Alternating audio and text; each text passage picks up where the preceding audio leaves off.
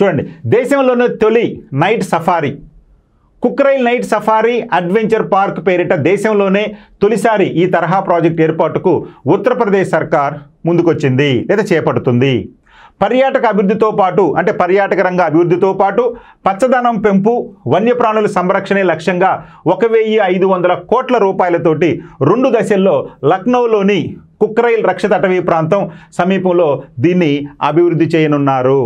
ఇక ప్రఖ్యాత Singapore night safari స్ఫూర్తితో ఉత్తరప్రదేశ్ ప్రభుత్వం 850కి పైగా ఎకరాల్లో ఈ ప్రాజెక్టును చేపడుతోంది.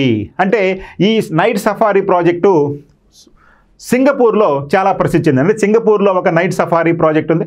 దాని తరహాలోనే ఉత్తరప్రదేశ్లో దాదాపు 850 ఎకరాల్లో ఈ ప్రాజెక్ట్ని చేపట్టనుంది. అంటే ఉత్తరప్రదేశ్లోని లక్నోకు సమీపంలో ఈ యొక్క కుక్రైల్ నైట్ సఫారీని ఏర్పాటు చేయనున్నారు. ఎన్ని ఎకరాల విస్తీర్ణంలో అయ్యా అంటే 850 ఎకరాల విస్తీర్ణంలో.